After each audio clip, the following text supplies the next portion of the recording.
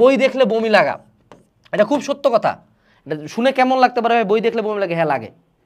এমন অনেক স্টুডেন্ট আছো যারা ওই Ajmal sir, Hazari sir, Isak sir, Hasan sir, ওই সেই উদ্ভাসের গাইড, ওই সেই অ্যানালাইসিস বই, ওই সেই বই, ওই কোচিংয়ের শিট, আর কতবার দাগাইতে দাগাইতে বইটা লাল হয়ে গেছে, তাও তো চান্স পাইলাম না।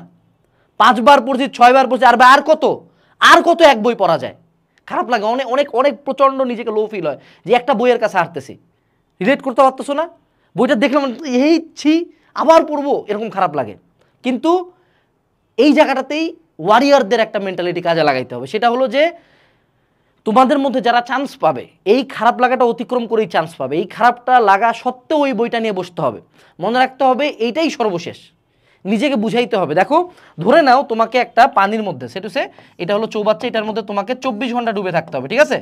তুমি যদি এখন শুরু থেকে চিন্তা করো আল্লাহ 24 ঘন্টা, আল্লাহ 24 ঘন্টা ডুবে থাকবো, ওমা আমি নাই, তাহলে 2 ঘন্টা পরে কুইট করবা। তুমি কি করবা? আমাকে আগে 1 ঘন্টা টিকতে হবে। কতক্ষণ টিকবো? 1 ঘন্টা। তারপরে কি? আবার 1 ঘন্টা। তারপরে কি? 1 ঘন্টা। যেমন ধরো তুমি যারা প্ল্যাঙ্ক করো, প্ল্যাঙ্ক হলো একটা এক্সারসাইজ, অ্যাবসের এক্সারসাইজ, হ্যাঁ? তো প্ল্যাঙ্কে যদি তুমি চিন্তা করো ওরে আল্লাহ 2 মিনিট থাকতে হবে, এরকম না। তুমি ব্যাক থেকে গোনা শুরু করো, 60, 59, 58, 57, 56, 55, বা চিন্তা করো পরবর্তী 10 সেকেন্ড জাস্ট পড়তে হবে, টিকতে হবে। তারপরে কি? আবার 10 সেকেন্ড। অর্থাৎ ব্রেনকে তোমাকে একটু ফুল করতে হবে। ব্রেন তো বোকা, ওকে তুমি যা বুঝাবো তাই বুঝবে। ওকে বুঝাবা যে এইবারই পড়া শেষ, তারপর আবার পড়বা। জাস্ট ব্রেনকে কোনোভাবে ফুল করে পড়তে হবে। বাট মনে রাখবা, যেটা এখন একটা স্ট্র্যাটেজি আছে, এখানে একটা ট্রিক্স আছে, স্মল ট্রিক্স। দেখো, তোমাদের যে বইগুলা বারবার তুমি পড়ছো, হ্যাঁ, তুমি ওই বইটা আরেকবার পড়তে গেলে তোমার খারাপ লাগবে। You can add new books. এখানটাতে যেটা করতে পারো, নিউ বুকস। যেমন ধরো এতদিন ধরে তুমি কোচিংয়ের বই পড়ছো, তাহলে এখন কোচিংয়ের বইগুলো, পুরাতন বইগুলো টেবিল থেকে সরাও, নতুন কিছু বই কিনো। যেমন ধরো আমি আবারও প্রমোট করবো আমার বই, আমার কনফিডেন্স আছে আমার বই ভালো, তাই আমি প্রমোট করবোই নিঃসন্দেহে। তোমরা বলবা যে আনাস ভাইয়ের কোনো ভিডিও প্রমোশন ছাড়া নাই। ইয়েস, অবশ্যই প্রমোশন ছাড়া নাই, এবং আনাস ভাইয়ের উপরে গাইডলাইন ভিডিও বাংলাদেশে কারো নাই, বেট ইনশাল্লাহ, চ্যালেঞ্জ।